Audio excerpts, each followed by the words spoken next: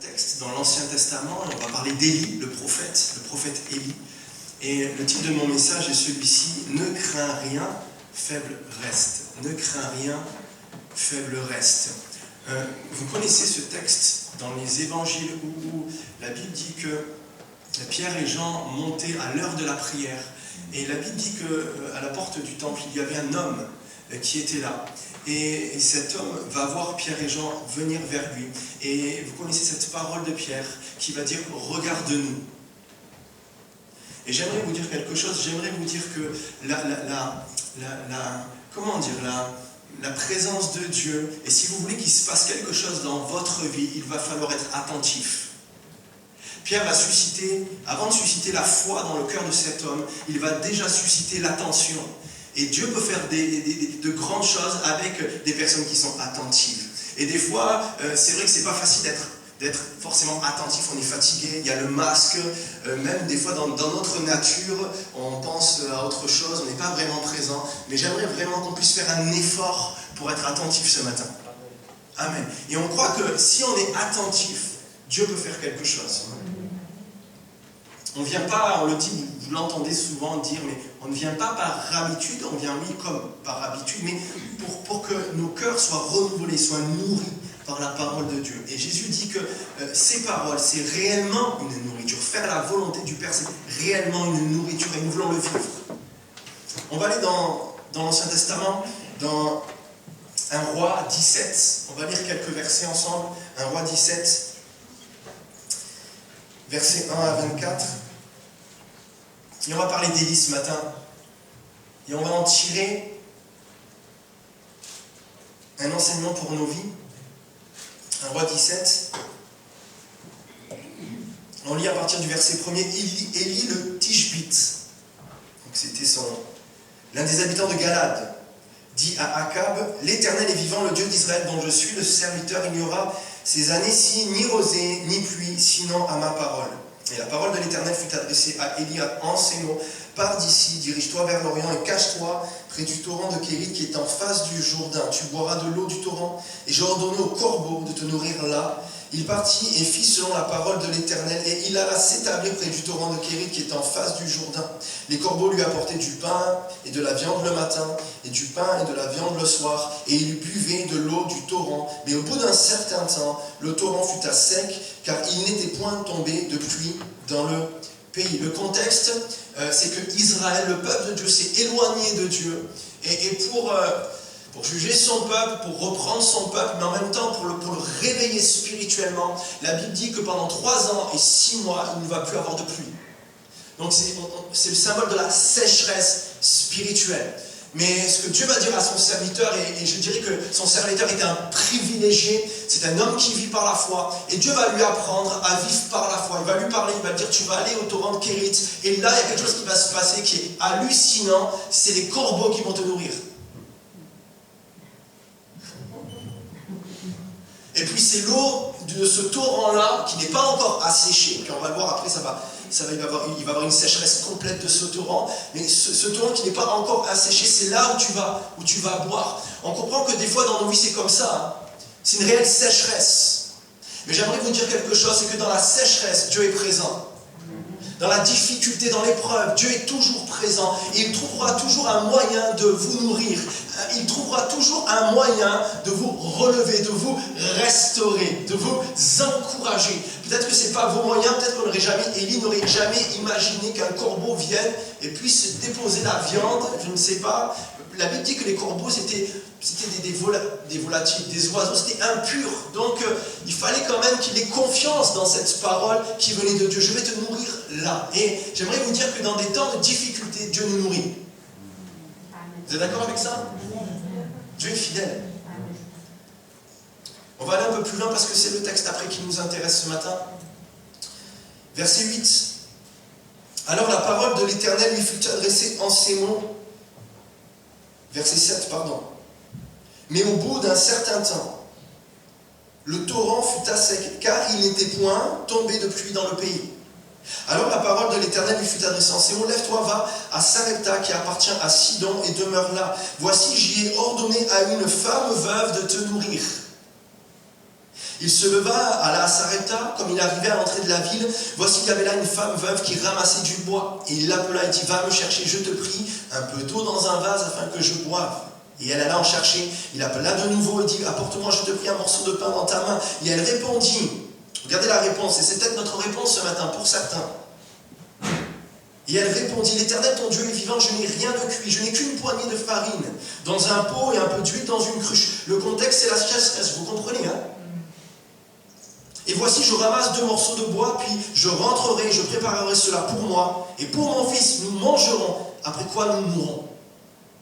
Élie lui dit, ne crains point, rentre, fais comme tu as dit, seulement, prépare-moi d'abord avec cela un petit gâteau, et tu me l'apporteras. Tu en feras ensuite pour toi et pour ton fils, car ainsi parle l'Éternel, le Dieu d'Israël, la farine qui est dans le pot ne manquera point, l'huile qui est dans la cruche ne diminuera point, jusqu'au jour où l'Éternel fera tomber de la pluie sur la face du sol. Elle alla, et elle fit selon la parole d'Élie. Et pendant longtemps, elle eut de quoi manger. Pendant longtemps, elle eut de quoi manger. Elle et sa famille, aussi bien qu'Élie. La farine qui était dans le pot ne manqua point, et l'huile qui était dans la cruche ne diminua point, selon la parole que l'Éternel avait prononcée par Élie, un miracle. Après ces choses, le fils de la femme maîtresse de la maison devint malade, et sa maladie fut si violente qu'il ne resta plus en lui de respiration. À la suite de cet épisode, de ce miracle, la Bible nous dit que son fils va être gravement malade et va mourir. Cette femme dit alors, qu'y a-t-il entre moi et toi, homme de Dieu? Es-tu venu chez moi pour rappeler le souvenir de mon iniquité et pour faire mourir mon fils? Il lui répondit, donne-moi ton fils. Il le prit du sein de la femme, le monta dans la chambre haute où il demeurait et le coucha sur son lit. Puis il invoqua l'Éternel et dit, Éternel mon Dieu, est-ce que tu affligerais au point de faire mourir son fils, même cette veuve chez qui j'ai été reçu comme un hôte? Et il s'étendit 3 fois sur l'enfant, invoqua l'Éternel et dit, Éternel mon Dieu, je t'en prie que l'âme de cet enfant revienne au-dedans de lui. L'Éternel écouta la voix d'Élie. Et l'âme de l'enfant revint au-dedans de lui, il fut rendu à la vie. Élie prit l'enfant, le descendit de la chambre haute dans la maison et le donna à sa mère. Et Élie dit, voici ton fils, vois ton fils est vivant. Et la femme dit à Élie, je reconnais maintenant que tu es un homme de Dieu et que la parole de l'Éternel dans ta bouche, est vérité. On va aller dans Luc. Luc chapitre 4, lire 2 petits versets, mais très importants. Luc 4, versets 25 et 26. Luc 4, versets 25 et 26. Je vous le dis en vérité, il y avait plusieurs veuves en Israël du temps d'Élie, lorsque le ciel fut fermé 3 ans et 6 mois, et qu'il y eut une grande famine sur toute la terre. Et cependant, Élie ne fut envoyé vers aucune d'elles, si ce n'est vers une femme veuve à Sarepta, dans le pays de Sidon. On prie ensemble? Seigneur, merci pour ta présence, merci pour ta parole. Maintenant, tu touches nos cœurs, tu nous parles. Tu nous parles que cette graine, tu dis que c'est une graine, une semence incorruptible, elle porte du fruit dans nos vies, elle nous encourage au nom de Jésus. Amen. Quand on lit ce texte des évangiles de Luc, où on voit que la Bible dit qu'il y avait plusieurs veuves, pendant ce temps de sécheresse, il y avait plusieurs veuves en Israël. Pourtant, Dieu choisit d'envoyer Élie vers une veuve étrangère, à Sidon. Et rien qu'en lisant ça, ça m'interpelle. Ça ne vous interpelle pas? Il y a une curiosité. Pourquoi il y avait tellement de veuves en Israël? Et pourquoi Élie, pendant un temps de sécheresse, de difficulté, va être envoyé vers une veuve étrangère? Mais cette veuve-là, qui s'appelle, on ne sait pas comment elle s'appelle, mais elle vit à Sarepta, et on croit réellement que Dieu veut faire quelque chose. Dieu a un plan pour cette femme. Et j'aimerais vous dire que Dieu a un plan pour votre vie. Jérémie le dit, et c'est un texte qu'on connaît presque par cœur, mais des fois on en est un peu, excusez-moi, dégoûté, parce qu'on ne le vit pas forcément. Mais Jérémie va dire quelque chose, il va dire que Dieu a des projets de paix, non de malheur, pour vous donner un avenir et de l'espérance, des projets de paix et non de malheur, pour vous donner un avenir et de l'espérance. Peut-être que ce matin, certains n'ont plus d'espérance, certains ne voient plus d'avenir, et même vous êtes chrétien, vous marchez avec Jésus, mais l'avenir est sombre. J'aimerais vous dire que Dieu a un plan pour vos vies, et que dans les périodes difficiles, dans les périodes de sécheresse, dans les périodes d'épreuve, Dieu a un plan. Et le premier point de mon message ce matin est celui-ci: la part que Dieu me demande, c'est toujours la foi. La part que Dieu me demande, ma part à moi, c'est la foi. quand vous regardez bien le texte, vous vous apercevez que Dieu a parlé à cette femme. On le lit vite. Mais Dieu va dire à Élie, maintenant que le torrent est asséché, tu vas migrer, tu vas aller à Sidon. Et là, j'ai ordonné à une femme de te nourrir. Alors, je réfléchis pas trop, mais simplement, je crois que ce que la parole de Dieu dit est vrai. Et la Bible dit que Dieu a parlé à cette femme. Oui ou non? Et elle a même ordonné à cette femme de nourrir Élie. Alors on voit que Dieu est venu vers cette femme étrangère et il lui a parlé, je ne sais pas de quelle manière il lui a parlé, peut-être dans un rêve, peut-être dans l'Ancien Testament, on voit que Dieu prenait forme, des fois humaine, il venait et il parlait, peut-être qu'elle a reçu un ange, je ne sais pas, sans savoir, mais Dieu lui a parlé, il a dû lui dire clairement, un serviteur va venir, un serviteur de Dieu, du vrai Dieu va venir, et il va falloir que tu le nourrisses. Rien que ça, c'est quand même extraordinaire. Rien que ça, vous savez que quand Dieu vous parle, et la présence du Saint-Esprit, tout est possible, tout devient possible quand Dieu nous parle. Et donc, Dieu est venu, il lui a parlé, et il lui a dit, et Dieu va dire à Élie, j'ai ordonné à une femme de te nourrir. Donc cette femme était préparée déjà. La présence du serviteur, pourtant, malgré toutes ces choses, malgré la préparation, malgré que ce soit un serviteur qui vienne ici, qui connaisse sa vie même, il va falloir que cette femme mette sa foi en action. Et j'aimerais revenir aux bases de la vie chrétienne. Que sans la foi, je ne peux pas être agréable à Dieu. Sans la foi, il ne se passe rien. Tout commence et tout recommence avec la foi. Alors peut-être qu'aujourd'hui, ça peut commencer pour toi, avoir la foi, que ce qui se passe maintenant, que cette présence que tu ressens, c'est vraiment la présence de Dieu, et que Dieu veut te parler. Tout commence avec la foi. Dieu peut déployer plein de choses, et même faire des miracles. Amis, frères et sœurs qui venaient. Même faire des miracles, mais le miracle ne suffit pas. Le miracle est là pour susciter la foi. Et pour me conduire bien plus loin, au salut, à l'espérance, à l'avenir. Tout commence avec la foi. Tout recommence avec la foi. Je ne sais pas depuis combien de temps vous êtes chrétien, mais peut-être que c'est dur en ce moment. Et j'aimerais vous dire que si vous voulez recommencer avec Dieu, avoir confiance à nouveau en lui et croire que Dieu a des plans parfaits pour votre vie, il vous faut la foi. Il vous faut la foi. Et le but de votre ennemi, parce que vous savez que vous avez un ennemi, c'est de semer l'incrédulité. C'est d'attaquer votre foi. C'est ce que Jésus va dire à Pierre. Satan va te réclamer pour te crier, mais j'ai prié pour toi afin que ta foi ne défaille pas. C'est notre foi. Trouverai-je la foi? Cette foi, on est d'accord là, je parle d'une foi vivante. C'est que Jacques va dire quelque chose d'extraordinaire, il va dire, ok, tu as la foi, montre-moi tes œuvres. Je ne parle pas d'activité à outrance. Ou faire beaucoup de choses. Non, montre-moi les œuvres, les fruits de ta foi. Le changement de caractère. Le sourire sur ton visage. Que même dans la difficulté où tu es oppressé, peut-être que tu entends de tristesse et de pleurs. Mais tu cries à Dieu. Ça, c'est de la foi. Continue à crier à Dieu quand c'est dur. Ça commence par la foi. La dimension de Dieu, c'est la foi. Mon juste vivra par là. Foi. Mais s'il se retire en arrière, mon âme ne prend pas plaisir en lui. Et nous ne sommes pas de ceux qui nous retirions pour nous perdre, mais ce que nous faisons, c'est que nous allons de l'avant pour sauver nos âmes. Qui veut exercer encore sa foi ce matin? Seigneur, j'ai besoin de toi. Je veux une foi vivante, Seigneur. Pas une foi morte, mais une foi vivante. La part que Dieu me demande, c'est toujours la foi. La foi est nécessaire pour vivre le miracle. Pour ceux qui connaissent Hébreux 11, c'est par la foi. C'est par la foi. Tous les débuts de phrase, c'est par la foi. C'est par la foi. C'est par la foi. C'est par la foi qui vainquit. C'est par la foi aussi qu'ils n'ont pas obtenu ce que Dieu leur avait promis. C'est par la foi. Est-ce que vous croyez qu'il faut de la foi pour ne pas obtenir ce que Dieu nous avait promis? Ça veut dire quoi ce que tu dis là?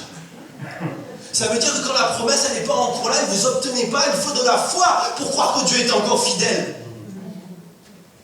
Et j'aimerais vous dire, et j'aimerais créer en vous, par l'Esprit de Dieu, que l'église de Mourinx a besoin encore et encore de rester sur le terrain de la foi. On reste sur le terrain de la foi. Ou peut-être certains l'ont quitté. Je me remets sur ce terrain de la foi et je ne bouge pas parce que je sais que quand j'ai la foi, quand Dieu vient susciter, celui qui suscite le rémunérateur de ma foi, il suscite la foi et l'amène à la perfection. C'est Christ. Jésus est celui qui veut susciter ta foi et l'amener à la perfection. Sur quel terrain on est? Je vous avouerai que des fois, j'ai tendance à aller sur ce terrain-là de l'incrédulité. Comme ce père qui va dire à Jésus, tes disciples ont essayé de chasser l'esprit impur de mon fils, mais ils n'ont pas pu. Pourtant, c'était des références, hein. Les disciples, c'était des références. Jésus arrive, il arrive de la montagne de la transfiguration, il arrive, il entend du remue-ménage en bas, on parle. Il dit, mais qu'est-ce qui se passe ici? Et puis, il y a quelqu'un qui arrive et qui dit, mais tes disciples, on a amené à tes disciples un enfant qui était possédé. Ils n'ont pas réussi à chasser le démon. Imaginez le mal-être et le désarroi du Père. C'était la référence, les disciples. Quand Jésus n'était pas là, les disciples étaient la référence. Mais Jésus est là et il va appeler le Père. Et il va parler avec le Père.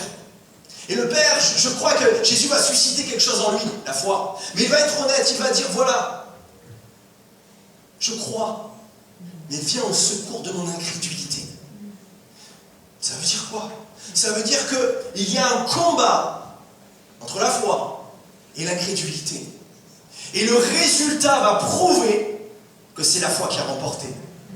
Parce que la Bible dit que cet enfant va être délivré complètement. Et au résultat, je vois qu'il y a une foi qui a été exercée du Père.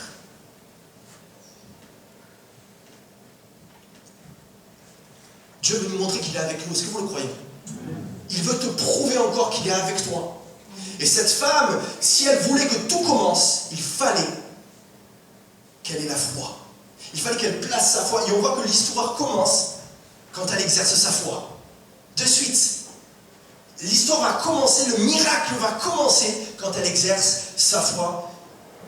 Avant de passer au point 2, j'aimerais redire cette phrase. Tout commence et tout recommence avec la foi. Est-ce qu'on peut fermer les yeux 2 minutes? Qu'est-ce qu'il fait le pasteur? Il a fini, je n'ai pas fini. Mais j'aimerais qu'on s'arrête juste là, et puis qu'on va aller plus loin, mais que vraiment dans votre cœur maintenant, dites Seigneur, j'ai besoin de la foi, j'ai besoin de croire. La Bible dit que celui pour croire en Dieu, il faut croire que Dieu existe et qu'il est le rémunérateur de ceux qui le cherchent. Première chose, il faut croire que Dieu existe. Est-ce que tu crois que Dieu existe? Et il est le rémunérateur de ceux qui le cherchent. Ça veut dire quelque chose. Il faut que tu crois premièrement. Il y a quelque chose là qui te dit, ce matin, c'est pas normal. Il y a quelque chose qui est en train de se passer. Et je veux croire que c'est Dieu. Et maintenant, je vais croire que quand je m'adresse à lui, peut-être tu n'as jamais parlé à Dieu, commence à lui parler. Et tu lui dis, voilà, maintenant, je crois que tu me rémunères. Quand je te parle, tu me réponds. Seigneur, je prie maintenant que la foi, tu viens susciter la foi dans cette église, dans cette petite ville de Mourinx, petite église de Mourinx. Mais toi, tu es un grand Dieu. Et tu es un Dieu qui suscitera toujours la foi. Tu suscites la foi et tu l'amènes à la perfection. Je prie maintenant, avant de continuer, que ceux qui ont besoin de foi maintenant le reçoivent. Reçoivent, Seigneur, reçoivent ce qu'ils ont besoin. Viens le faire, peut-être dans un mari, dans un couple, dans une maladie, dans une difficulté, dans un travail, simplement pour croire en toi, croire que tu es réel, croire que tu es vrai, croire que ce n'est pas une religion, croire, Seigneur, que tu n'es pas un homme pour nous mentir. Seigneur, rétablis les choses. Je prie au nom de Jésus, tu chasses les mensonges de l'ennemi qui essaye de mentir, qui essaye de semer le doute et l'incrédulité, qui dit ce matin, ça sera encore pareil. Tu vas sortir, ça sera encore pareil. Tu vas retourner à la maison, ça sera encore pareil. Dis-le, Seigneur, je crois, mais viens au secours de mon incrédulité. Amen. On continue. Deuxième point. Un faible reste qui, à cause de ma foi, ne disparaîtra pas. 1 Roi 17.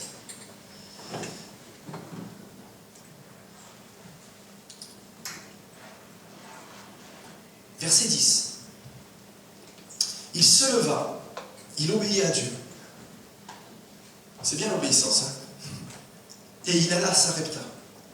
Comme il arriva à l'entrée de la ville, voici, il y avait là une femme veuve qui ramassait du bois. Il l'appela et dit, va me chercher, je te prie, un peu d'eau dans un vase afin que je boive. Et elle alla en chercher. Il l'appela de nouveau et dit, apporte-moi, je te prie, un morceau de pain dans ta main. Je ne sais pas ce que cette femme faisait. Ce qui est sûr, c'est qu'elle n'est pas chez elle, elle est à la porte de la ville. Je ne sais pas si le bois qu'elle prenait, c'était parce que Dieu lui avait parlé et qu'un serviteur allait arriver. Je ne sais pas si elle le faisait pour elle ou si elle le prévoyait pour Élie. Ou peut-être que même, je ne sais pas, on peut supposer certaines choses. Elle faisait rapidement parce que Dieu venait de lui parler et ça l'effrayait. Elle savait très bien que, et elle va le dire à Élie, écoute Élie, je prends 2 morceaux de bois, j'ai un peu d'huile, j'ai un peu de farine, je vais faire ça pour mon fils, pour moi, et après on va mourir, il n'y a plus de réserve. Donc je ne sais pas si elle précipitait les choses parce qu'elle avait la crainte de devoir nourrir d'abord le serviteur. Je ne sais pas. Mais Élie va la voir, il va lui dire, il va commencer par quelque chose, il va dire, va me chercher un peu d'eau. Alors elle se dirige, je crois, vers un puits ou à la maison, je ne sais pas comment c'était avant, je pense que c'était un puits aussi, donc elle va peut-être vers le puits. Et pendant qu'elle va vers le puits, Élie lui dit quelque chose, va aussi dans ta main, apporte-moi un morceau de pain. Et regardez la réponse de cette femme. Va me chercher, je te prie, un peu d'eau dans un vase afin que je boive. Et elle alla en chercher. Il l'appela de nouveau et dit, apporte-moi, je te prie, un morceau de pain dans ta main. Et elle répondit, Éternel, ton Dieu est vivant, je n'ai rien de cuit. Je n'ai qu'une poignée de farine dans un pot et un peu d'huile dans une cruche. Et voici, je ramasse 2 morceaux de bois, puis je rentrerai et je préparerai cela pour moi et pour mon fils. Nous mangerons, après quoi nous mourrons. Je n'ai rien de cuit. Je réfléchis tout simplement. Ça veut dire quoi, je n'ai rien de cuit? En fait, je n'ai plus de réserve. Rien de cuit, je pense peut-être qu'il préparait du pain quand il y avait des ingrédients en assez grand nombre, de la farine, et puis il mettait de côté peut-être le pain. Mais là, il n'y a plus de réserve. Des fois, dans notre vie, c'est ça. Je suis un de ceux qui ne veut pas le faire, mais je le fais des fois. Je conduis quand je suis encore dans la réserve. Pour ceux qui ont des voitures. Et surtout, mon père me dit, écoute, ne conduis pas quand tu es en réserve, évite. Mais moi, je fais quelque chose, et quand je conduis en réserve, j'appuie sur le bouton pour voir combien de kilomètres il reste. Et à un moment donné, pour ceux qui conduisent en réserve, vous apercevez qu'il n'y a plus de kilomètres à un moment donné. Il reste quelques kilomètres, mais ça n'indique plus. Ça veut dire, attention, je ne sais pas où tu en es. Combien de kilomètres il te reste? C'est peut-être compliqué dans ta vie en ce moment. Tu es en réserve. Et tu peux tomber en panne à n'importe quel moment. Ça peut s'arrêter à n'importe quel moment. Et c'est comme un jeu peut-être. Et cette femme était en réserve et elle va avoir l'honnêteté de lui dire, écoute, je n'ai rien de cuit, j'ai rien d'avance. Ce que je vais faire, c'est juste pour moi et pour mon fils. Et là, ça en rajoute au serviteur. Il y a le fils. Il y a un fils dans l'affaire. Il y a un enfant là. Et elle va lui dire, après on va mourir. Une poignée de farine et un peu d'huile. Il y a un faible reste d'ingrédients pour faire du pain. Il ne reste pas beaucoup d'ingrédients. Vous savez que, si je peux dire comme ça, la vie est faite d'ingrédients. Hein. Et que pour que la vie soit réussie, on veut de l'amour, on veut de la paix, on veut du repos, on veut un bon boulot, on veut de bons amis. Il y a beaucoup d'ingrédients. Mais là, il n'y a plus rien. Il n'y a plus rien d'avance. Et il n'y a pas beaucoup d'ingrédients qui restent.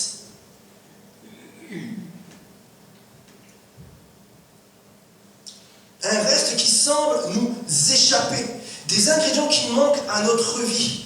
Peut-être que c'est votre cas ce matin, un reste de goût. Un reste, il reste juste un petit reste de goût pour la vie. Juste un reste d'espérance dans des projets. Juste un reste d'espoir dans la société, dans ce monde, avec tout ce qui se passe. Un reste de force dans le combat contre la maladie. Un reste peut-être de paix, de sécurité. Un reste d'amour dans le couple. Vous voyez que c'est en train finalement de vous échapper. Il y a un reste d'amour, un reste d'échange dans le couple. C'est juste quelques phrases, même, excusez-moi, mais peut-être même vous faites chambre à part. Il y a un reste. Il y a un reste d'espérance dans le mariage, un reste de compréhension dans la famille, un reste peut-être même de nourriture, un reste de salaire, d'économie. À la fin, c'est compliqué. Un reste de vie d'église, un reste d'envie de venir à l'église, un reste de ministère peut-être, un reste d'appel de Dieu dans ma vie, un reste d'envie de s'engager pour Dieu, un reste de servir Dieu. C'est c'est quelque chose qui n'est pas, c'est pas grand-chose. Mais souvenez-vous du titre de mon message, ne crains rien, faible reste. Dieu dit quelque chose d'extraordinaire dans l'Ancien Testament. Il dit qu'il n'est pas celui qui éteint le lumignon qui fume. Il dit qu'il n'est pas celui qui vient briser, qui vient casser le roseau qui est courbé. Il ne le brise pas. Mais j'aimerais vous dire une parole d'espérance. C'est pour ça que j'aimerais vous dire aussi qu'il faut la foi ce matin. La foi de croire que ce que Dieu vous dit c'est vrai. Il veut vous restaurer. Il veut agir. Il veut vous utiliser. Il y a peut-être un reste d'appel. Tu sais que tu es appelé. Il y a quelque chose, un appel pour servir Dieu. Un appel pour son royaume. Et c'est un reste. C'est pas grand-chose et tu n'y crois plus. C'est ce que Paul va dire à Timothée, ranime le don qui est en toi.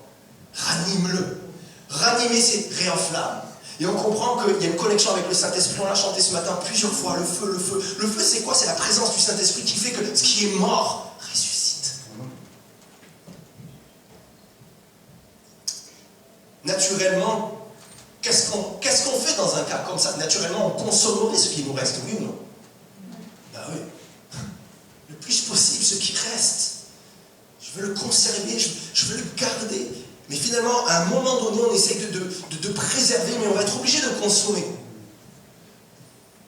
Consommer ces derniers ingrédients, c'est mourir puisqu'il n'y a plus de réserve. Après quoi, c'est ce qu'elle va dire, nous mourons.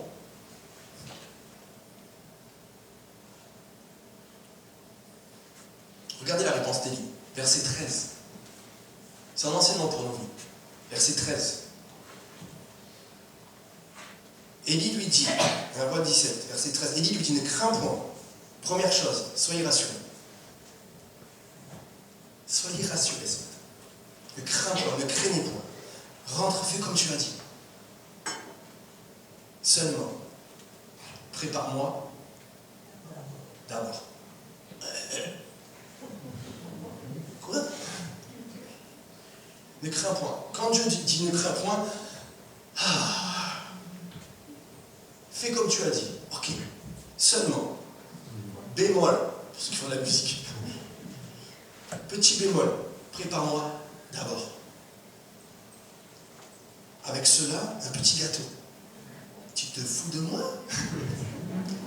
Et tu me l'apporteras. Tu en feras ensuite pour toi et pour ton fils. Vous sentez l'espérance là? Tu en feras ensuite pour toi et pour ton fils. Déjà, il dit tout dans la phrase, c'est génial, il n'y a pas un point là, une virgule, donc il continue. Donc là, il y a besoin de foi. Car ainsi parle l'Éternel, le Dieu d'Israël, la farine qui est dans le pot ne manquera point. L'huile qui est dans la cruche ne diminuera point, jusqu'au jour où l'Éternel fera tomber de la pluie sur la face du sol.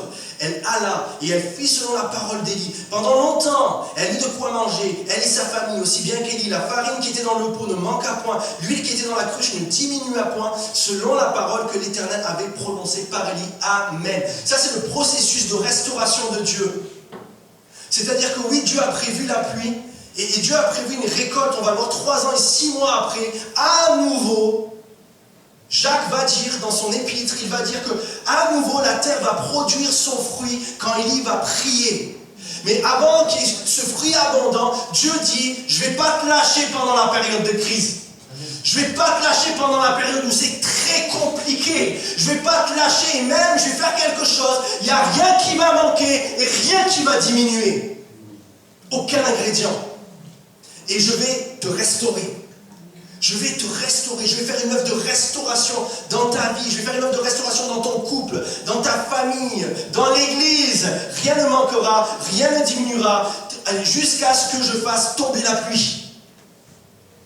Et la Bible dit, elle fit ainsi. Elle fit ainsi. Est-ce qu'on est de ceux ce matin qui faisons comme Dieu veut ou à ma manière? Non, non, non, non, Seigneur. Je crois que si je te donne, et puis pour que tout change, il faut donner à Dieu ce qu'il me reste. Ne vous accrochez pas à ce qui vous reste. Donnez-le à Dieu.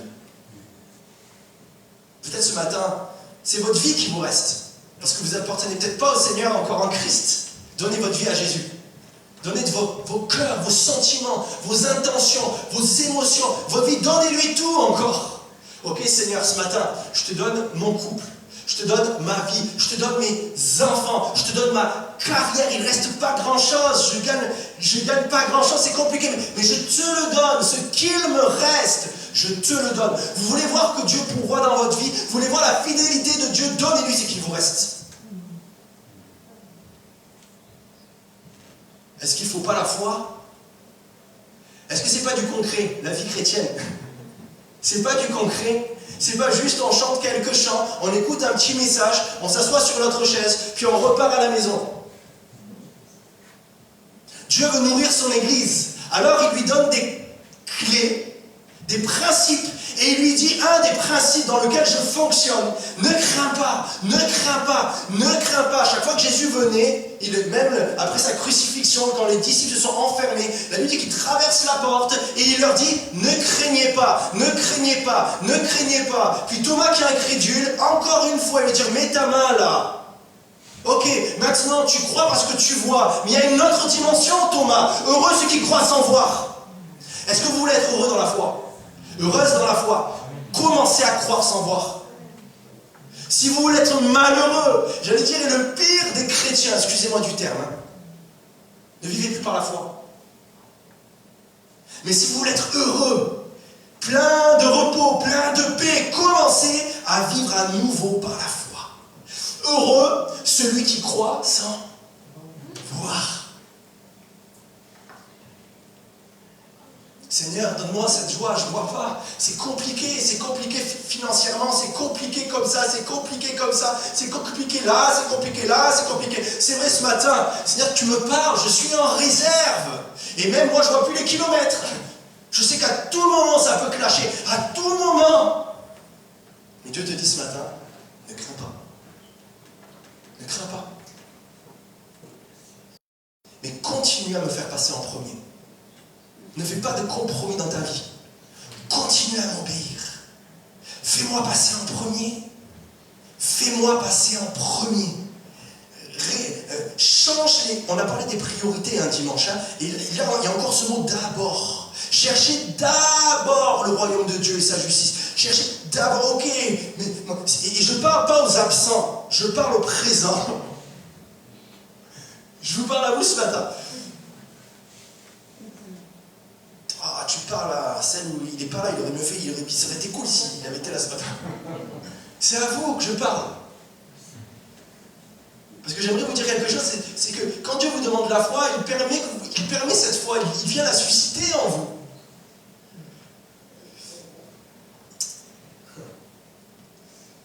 Regardez Ésaïe 1, versets 5 à 9. Ésaïe 1, versets 5 à 9. Quel châtiment nouveau vous infligez quand vous multipliez vos révoltes. La tête entière est malade et tout le cœur est souffrant, de la plante du pied jusqu'à la tête. Rien n'est en bon état, ce ne sont que blessures, contusions et plaies vives qui n'ont été ni pensées, ni bandées, ni adoucies par l'huile. Votre pays est dévasté, vos villes sont consumées par le feu. Des étrangers dévorent vos campagnes sous vos yeux. Ils ravagent et détruisent comme des barbares. Et la fille de Sion est restée comme une cabane dans une vigne, comme une hutte dans un champ de concombres, comme une ville épargnée. Verset 9, si l'Éternel désormais ne nous eût conservé un faible reste, nous serions comme Sodome, nous ressemblerions à Gomorrhe, c'est-à-dire complètement détruits. J'aimerais vous dire que même le reste que vous avez en ce moment, c'est une grâce de Dieu. Jouez pas avec ce reste.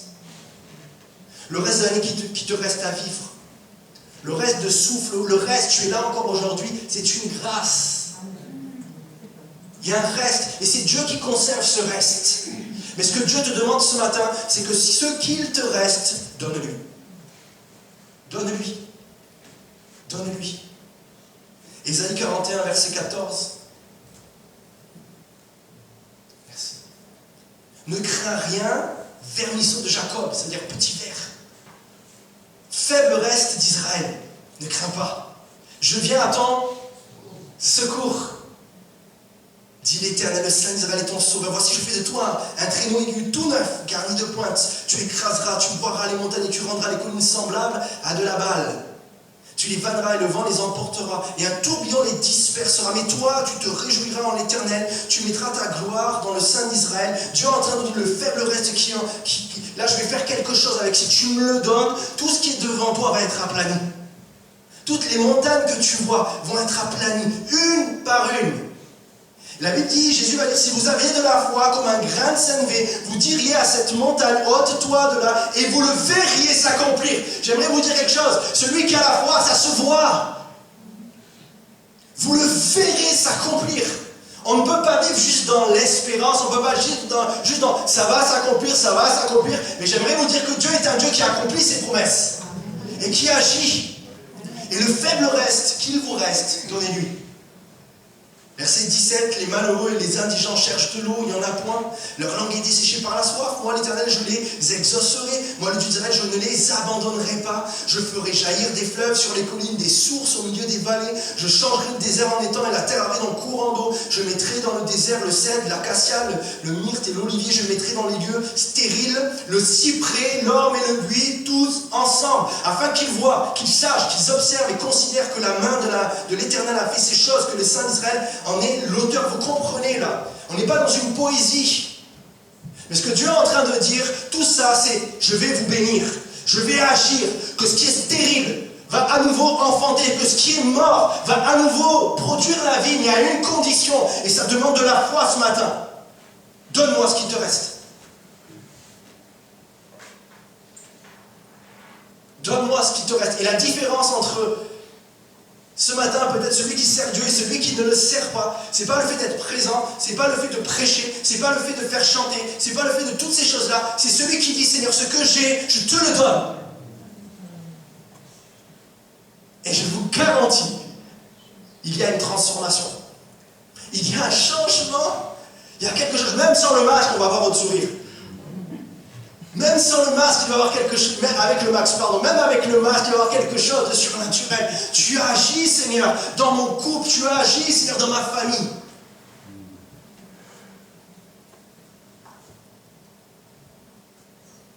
Et je finis par ça, dernier point. Pour devenir inébranlable, parce que c'est ce qu'on veut, on veut que notre foi soit inébranlable. Et Dieu va dire à un moment donné, c'est moi qui vais le faire. Pour devenir inébranlable, ma foi a souvent besoin de traverser une crise effroyable. J'ai cherché un mot qui rimait, mais aussi qui peut caractériser tellement des moments compliqués, difficiles, des moments effroyables. Pour devenir inébranlable, ma foi a souvent besoin de traverser une crise effroyable qui me fera connaître la grâce incomparable de Dieu. Amen. Et c'est ce qui va se passer. Regardez. La Bible dit que juste après cet événement extraordinaire de miracle, et elle nourrit une troisième personne. Il y a le fiston elle-même et Élie. C'est un miracle, alors qu'elle devait mourir. Et l'ennemi peut-être, il y avait des paroles de mort sur ta vie. Et peut-être qu'il te mentait, parce que j'aimerais vous dire que celui qui est en Jésus-Christ, l'ennemi ne le touche pas. Et c'est des mensonges. Donc ce matin, mon inquiétude, mon doute, c'est la foi que Dieu suscite en moi qui va renverser ça. D'accord ? Mais là, il y a quelque chose qui se passe qui est encore supérieur. Une crise effroyable. Jamais n'aurait imaginé penser ça. Elle perd son fils. Et Élie est encore là. Et moi, je réfléchis un peu. J'aime réfléchir. J'aime méditer. C'est ce que la Bible nous dit. Médite. Et je médite et je me dis, Seigneur, est-ce que c'est pas pour ça qu'Élie était là ? Est-ce que finalement, ce fils-là, il devait mourir ? Mais tu as fait grâce à cette femme par la présence d'Élie. Il y a quelque chose, tu cherches le cœur de cette femme et tu veux lui faire grâce. Tu vas accomplir dans sa vie des miracles et tu veux prendre soin d'elle. Et elle dit quelque chose. Elle dit quelque chose au serviteur. Regardez ce qu'elle dit à Élie de suite. Un roi 17, après ces choses, verset 17, un roi 17, verset 17, après ces choses, le fils de la femme, maîtresse de la maison, devint malade. Sa maladie fut si violente qu'il ne resta plus en lui de respiration. Cette femme dit alors à Élie, qu'y a-t-il entre moi et toi, homme de Dieu? Es-tu venu chez moi pour rappeler le souvenir de mon iniquité pour faire mourir mon fils? Une autre version va dire, es-tu venu chez moi pour me faire payer mes fautes? Et finalement, pour me punir.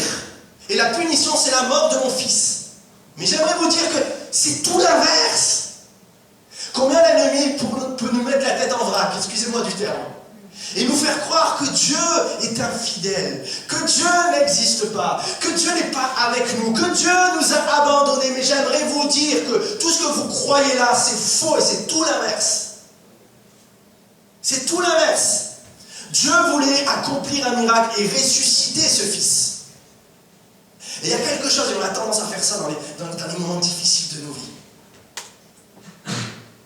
C'est où que j'ai péché? C'est où que j'ai loupé? C'est où j'ai pas été fidèle? C'est où il y a une culpabilité? Pourquoi ça m'arrive? Seigneur, qu'est-ce que j'ai fait? Et on sort de la grâce. Et Dieu dit, ne pensez pas que je vous accuse. Bien sûr, on est d'accord, je veux juste mettre quelque chose en phase aussi. À cause de notre péché, le péché nous fait souffrir, d'accord? Mais ce n'est pas toujours le péché qui est la cause de notre souffrance. C'est aussi le fait que vous soyez chrétien et chrétienne. Tout simplement. Et Jésus va le dire, vous aurez des tribulations au monde. Mais prenez courage, je suis avec vous. J'ai vaincu le monde. Et là, de suite, elle dit, mais pourquoi? Tu es venu chez moi, et c'est ce qu'elle dit, tu es venu chez moi pour me rappeler. Et je me dis, cette femme, Luc va dire que Élie va être envoyé chez elle. Et il faut comprendre que Sidon, là où elle habitait, en Phénicie, ils pratiquaient des cultes idolâtres. Ils étaient idolâtres. Ils adoraient, alors je ne sais pas si c'était des hommes, des femmes, des divinités. Ils adoraient les Baals. Ils n'adoraient pas le vrai Dieu. Ils étaient en communion avec autre chose que Dieu lui-même, que Jésus lui-même. Et j'imagine dans sa tête peut-être qu'elle se dit, mais voilà, tu me rappelles que je suis étrangère, tu me rappelles que je suis pécheur, tu me rappelles que je suis pécheresse, tu me rappelles toutes ces choses-là et ma punition c'est la mort. Alors j'aimerais vous dire quelque chose, oui, Dieu veut vous rappeler que vous êtes pécheur.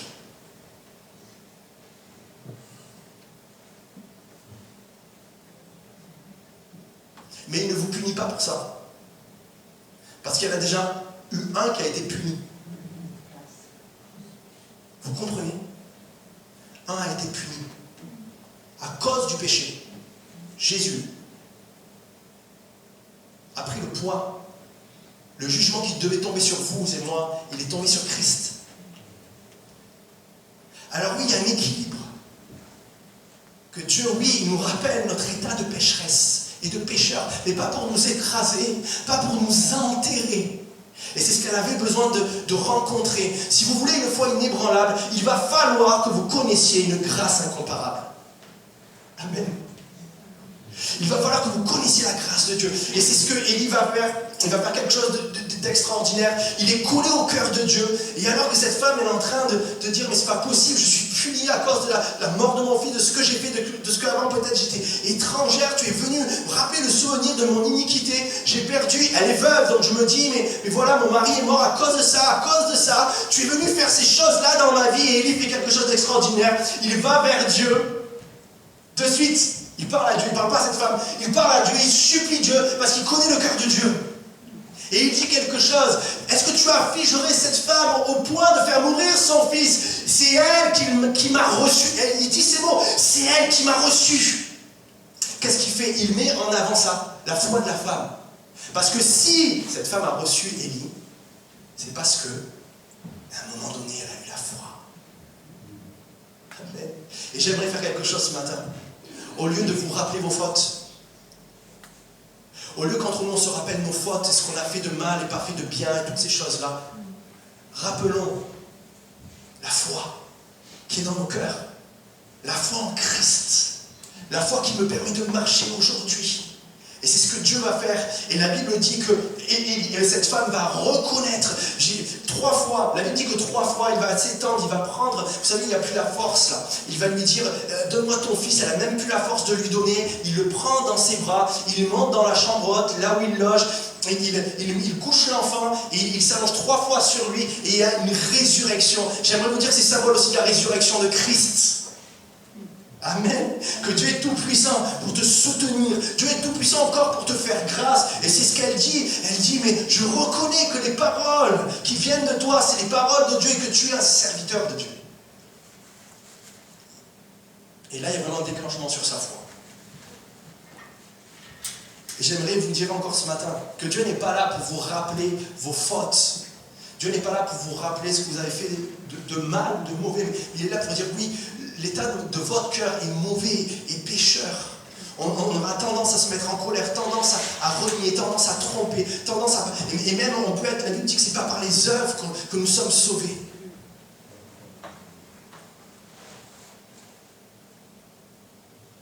Je peux faire tout bien, mais j'ai un cœur pourri. Je peux même donner, je vous l'ai dit la semaine dernière, même donner des bonnes choses à mes enfants, mais Dieu dit que je suis méchant quand même. Parce que le thermomètre, la température, elle n'est pas à prendre entre nous. Dieu dit que nous sommes pécheurs et que Christ est venu régler le problème du péché. Et c'est ce qu'il veut faire. Ephésiens 2, versets 4 à 9. C'est dès que tu veux monter, s'il te plaît. Mais Dieu, qui est riche en miséricorde, à cause du grand amour dont il nous a aimés, nous qui étions morts par nos offenses, nous a rendus à la vie avec Christ. C'est par la grâce que vous êtes sauvés. Il nous a ressuscités ensemble et il nous a fait asseoir ensemble dans les lieux célestes en Jésus-Christ, afin de montrer dans les siècles à venir l'infinie richesse de sa grâce par sa bonté envers nous en Jésus-Christ. Car c'est par la grâce que vous êtes sauvés. Regardez l'équilibre. C'est par la grâce que vous êtes sauvés par le moyen de la foi. Et cela ne vient pas de vous. C'est le don de Dieu. Ce n'est point par les œuvres, afin que personne ne se glorifie. C'est par la grâce, mais par le moyen de la foi. La foi est importante. J'aimerais vous dire que si la grâce n'est pas là, votre foi est vaine. Et c'est exactement ce qui se passe là. Il a placé sa foi en Dieu, mais Dieu lui dit, si tu veux avoir une foi inébranlable en moi, il va falloir que je te fasse connaître ma grâce incomparable. Même quand tu ne mérites pas, je peux te relever. Même quand tu es écrasé et que tu as fait peut-être certaines choses que tu n'aurais pas dû faire. Simplement ce matin de revenir dans ma présence, de revenir en moi, je te rétablis, je te restaure. Je nettoie ta vie, je nettoie ton cœur, je nettoie tes pensées. Il y a des choses que tu as faites qui te dégoûtent des fois, ça revient, mais je suis capable, Dieu dit, de nettoyer parce que mon Fils a payé le prix. Christ a payé le prix pour te nettoyer, pour te purifier. Quel mot extraordinaire que purifier. Purifie de toute iniquité. Il nous lave, il nous nettoie. Et peut-être que certains, vous avez besoin d'être propre ce matin, de vous sentir nettoyé. C'est bon une bonne douche quand on a fait de l'exercice, quand on a déménagé. On aime la douche, hein. C'est top. Et vous ne pourrez jamais nettoyer votre cœur. Vos bonnes actions ne vont pas nettoyer le cœur. Il y a une action qui a nettoyé nos cœurs, c'est la mort de Christ à la croix. Et là, il faut de la foi. Je le crois. C'est par la grâce, mais je crois. Juste, vous avez à croire, dire, Seigneur, je crois ce matin. Je crois que tu peux faire. Est-ce qu'on peut fermer les yeux? Je crois que tu peux faire quelque chose dans ma vie, dans mon couple. Viens nettoyer, viens purifier. Fais-moi sortir de ce lieu neuf. Je ferai de toi un traîneau tout neuf, la Bible dit. Tout neuf. Nouvelle naissance, nouvelle création. Naître de nouveau. Une nouvelle vie. Et peut-être pour ceux qui marchent avec le Seigneur, vous avez besoin de ça ce matin. D'être nettoyé, d'être purifié. Comme cette femme. Qu'est-ce qui se passe, Seigneur, dans ma vie? Pourquoi ça? Seigneur, tu viens agir ce matin.